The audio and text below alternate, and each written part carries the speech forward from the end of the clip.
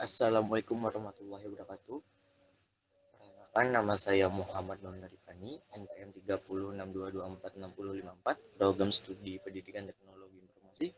Di sini saya akan membahas tentang mempresentasikan tentang karya ilmiah bentuk semi formal tentang Aedes aegypti, penyebab demam berdarah dengue.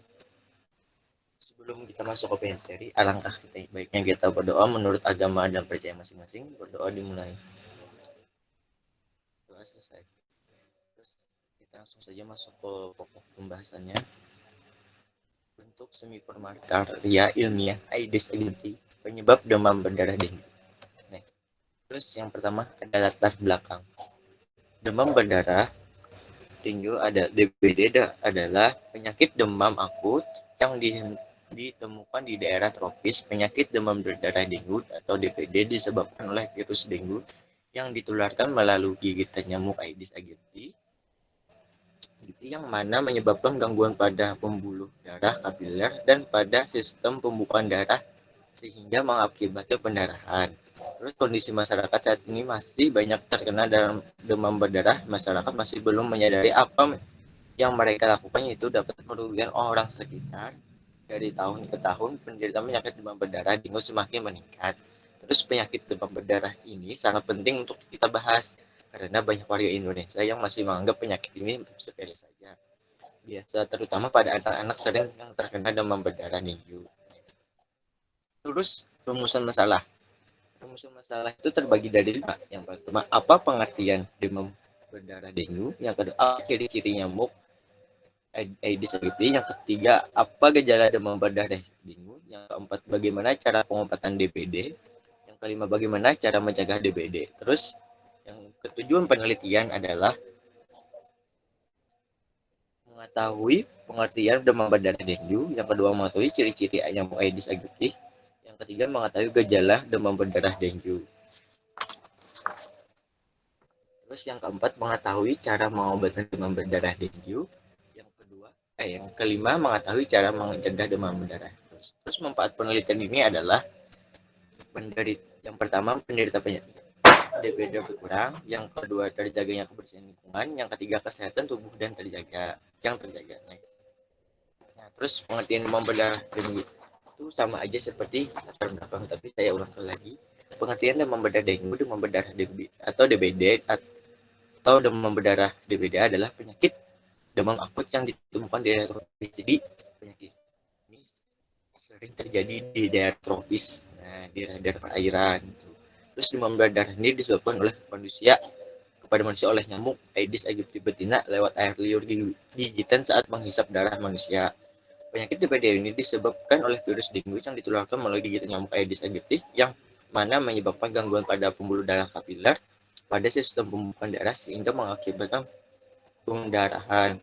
Terus penyakit ini banyak ditemukan di daerah tropis seperti daerah Asia Tenggara, India, Brazil, Amerika, termasuk di seluruh pelosok Indonesia kecuali tempat-tempat ketinggian lebih dari 1000 meter di permukaan air laut.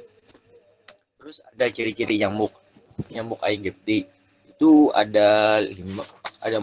Yang pertama, nyamuk Aedes aegypti bertubuh belang hitam putih, suka berkembang biak di tempat yang bisa digenang air, bertumpah air bersih. Yang kedua, nyamuk betina biasanya yang mengisap di darah.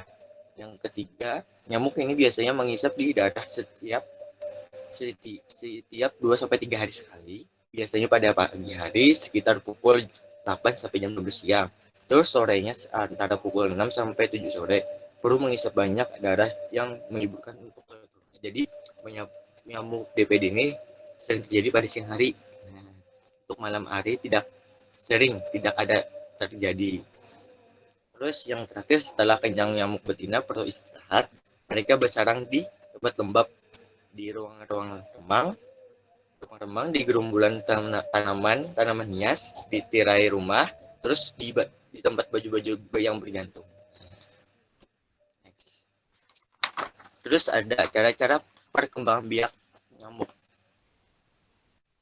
Berikut ini cara biak nyamuk Aedes aegypti sebagai berikut. Ada 3, yaitu nyamuk Aedes aegypti biasanya bertelur di dinding tempat air yang tidak mengalir. Terus setelah 7 sampai 10 hari, telur-telurnya akan tubuh menjadi nyamuk. Terus rata-rata umur nyamuk betina 2 sampai 3 bulan, sedangkan yang jantan hanya 14 hari saja. Jadi yang lebih sering yang bisa bertahan lama itu nyamuk betina sekitar 2 sampai 3 bulan. 2 sampai 3 bulan. Sedangkan yang jantan cuma 14 hari aja yang bisa bertahan. Terus next, gejala demam berdarah dengue ada 5. Yang pertama, demam berdarah panas tinggi lebih dari 2 hari. Kedua, nyeri pada ulu hati. Yang ketiga, terdapat bercak bintik merah di kulit yang tidak hilang walau ditekan, ditarik, direnggangkan, dan lain sebagainya. Terus bisa mengeluarkan darah di hidung, mimisan, muntah, darah, dan melalui buang air besar. Terus penderita bisa pucat gelisah, ujung kaki dan ujung tangan dingin. Nah, jadi kalau ada gejala ini, alangkah baiknya kita bawa periksa ke dokter. Terus next, gejala orang yang tertular oleh DBD, penyakit DBD. Ada 5. Ada 4. Yang pertama, bentuk abruptif. Penderita tidak merasakan suatu gejala apapun. Yang kedua, dengue klasik. Penderita mengalami demam tinggi selama 4 sampai 7 hari. Nyeri-nyeri pada tulang diikuti dengan munculnya bintik-bintik atau bercak-bercak perdarahan di bawah kulit. Terus dengue hemorrhagic, fever, demam berdarah dengue atau DBD, gejala sama dengan dengue klasik ditambah dengan perubahan perdarahan dari hidung, mimisan, mulut, dubur, dan sebagainya. Jadi dengue hemorrhagic fever sama aja dengan gejala penyakit dengue klasik. Cuma bedanya hemorrhagic itu terjadi pendarahan dari hidung seperti mimisan, mulut, dubur, dan sebagainya. Terus dengue shock syndrome, gejala sama dengan DBD. DBD ditambah dengan shock atau shock beruntuk ini sering berujung pada kematian. Jadi untuk dengue shock itu sering berujung kematian. Jadi kita harus waspada terhadap nyamuk DBD ini. Jangan disepelekan. Next. Terus ada proses penularan penyakit demam berdarah dengue. Penyebaran penyakit DBD ditularkan melalui gigitan nyamuk, Aedes aegypti, dan Aedes albopictus, sehingga pada wilayah yang sudah diketahui adanya serangan penyakit DBD, akan mungkin ada penderita lainnya, bahkan dapat menyebabkan wabah yang luar biasa bagi penduduk di sekitarnya. Jadi penularannya ini sangat cepat nyamuk DBD nih. Nah, jadi petani harus jaga kebersihan dan lingkungan sekitarnya. Next, terus cara pengobatan demam berdarah dengue.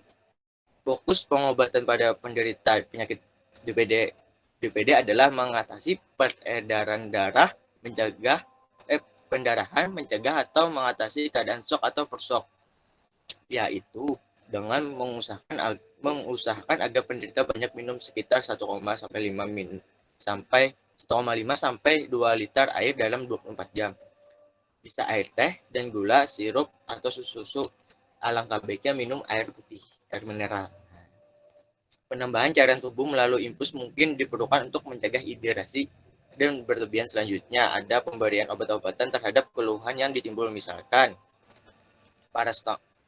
paracetamol membantu menurunkan demam. Terus kedua, garam elektrok atau oroid jika disertai diare. Terus yang ketiga, antibiotik berguna untuk menjaga infeksi sekunder. Terus cara selanjutnya yaitu cara pengobatan tanpa melakukan opname di rumah sakit. Jadi kita ada caranya untuk agar kita tidak opname di rumah sakit gitu. Terus yang pertama, minum air putih minimal 20 gelas berukuran sedang setiap hari, lebih banyak lebih bagus. Nah, jadi kita harus mengkonsumsi air mineral karena air mineral ini membantu kita agar tidak hidrasi waktu kena itu. Terus yang kedua, cobalah menurunkan panas dengan minum obat penurun panas seperti paracetamol. Terus yang ketiga, beberapa teman dan dokter menyarankan untuk minum minuman ion tambahan, tapi banyak juga yang tidak menganjurkan. Jadi kita tidak dianjurkan juga minum ion seperti air kelapa, itu tidak dianjurkan. Cuma kalau yang mau minum dipersilahkan, sangat bagus juga. Terus minuman lainnya yang disarankan yaitu ada jus jambu merah untuk meningkatkan trombosit darah kita. Ada juga menyarankan daun angkat dan daun jambu dan sebagainya, itu sangat lebih bagus lagi, membantu trombosit kita buat stabil lagi gitu. Terus makanan yang bergizi dan usahakan makanan dalam kuantitas yang banyak meskipun biasanya minat makan akan menurun drastis.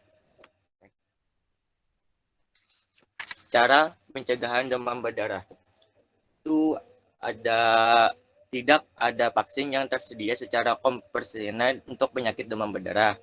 Pencegahan utama demam berdarah terletak pada penghapusan dan atau mengurangi faktor-faktor demam berdarah. Itu hal yang harus dilakukan menjaga kesehatan agar kita terhindar dari demam berdarah itu ada 4. Ada 5. Yang pertama, lakukan kebiasaan baik seperti makanan yang bergizi, rutin, olahraga dan istirahat yang cukup. Terus yang kedua, memperhatikan kebersihan lingkungan tempat tinggal dan melakukan 3M, yaitu menguras bak mandi, menutup wadah yang dapat menampung air dan mengubur barang-barang bekas. Terus yang dapat menjadi sarang perkembangan jentik nyamuk meskipun dalam hal mengubur barang-barang bekas tidak baik, karena dapat menyebabkan polusi tanah. Akan lebih baik bila barang-barang bekas tersebut didaur ulang. Fogging atau pengasapan hanya mematikan nyamuk dewasa saja, sedangkan bubuk ablatif mematikan jentik pada air. Jadi keduanya itu harus kita laksanakan karena fungsi dari fogging itu untuk mematikan nyamuk-nyamuk dewasa, sedangkan bubuk aduk itu kita sebarkan di air, genangan air itu untuk mematikan jenis jentik-jentik pada anak-anak nyamuk. Terus yang keempat, segera berikan obat penurun panas untuk demam apabila penderita mengalami demam atau panas dingin. Terus yang terakhir, pencegahan dilakukan dengan menghindari gigitan nyamuk di waktu pagi sampai sore, karena nyamuk adaptif lebih aktif di pagi hari sampai sore hari, bukan malam hari. Misalnya, hindarkan berada di lokasi yang banyak nyamuk di siang hari, terutama di daerah yang penderita banyak DPD. Nah, jadi kesimpulannya pada materi hari ini, serangan penyakit DPD bisa muncul kapan saja, sepanjang tahun bisa menyerang siapa saja mulai dari anak-anak hingga lanjut usia. Jadi kita tidak boleh memperselekan atau mempermudah atau menghiraukan penyakit DPD ini, karena penyakit DPD ini sangat membawa kematian, jadi sangat berbahaya bagi kita atau untuk orang lain. Jadi untuk mendaur ulangi, yaitu caranya mengurus tempat-tempat penampungan air atau barang-barang yang bisa digenang air seperti bak mandi, ember, vas bunga, dan tempat minum burung. Yang kedua, menutup rapat semua penampungan air seperti ember, tempeyang, gentong, dan drum. Yang ketiga, mengubur semua barang bekas dapat di genang air. Terus hindari gigitan nyamuk. Selain itu, nyamuk akan pergi, yaitu dengan cara mengolesi tubuh kita dengan obat anti gigit nyamuk atau membuahi obat di semua tempat air. Terus memelihara ikan pemakan jentik nyamuk seperti ikan cupang contohnya. Terus mengucir nyamuk dengan obat nyamuk. Terus memasang kawat nyamuk pada ventilasi udara. Tidak mempunyai hobi menggantung baju. Jadi kita nih, baju pakaian nih jangan gantung, karena di situ akan hinggapnya nyamuk DPD dan berkembang biak telur-telurnya. Nah, ini daftar pustakanya. Nah, sekian. Terima kasih dari saya. Salah kata mohon maaf. Apabila ada kekurangan dalam saya penyampaian materi, mohon. Jadi sekian, terima kasih. Wassalamualaikum warahmatullahi wabarakatuh.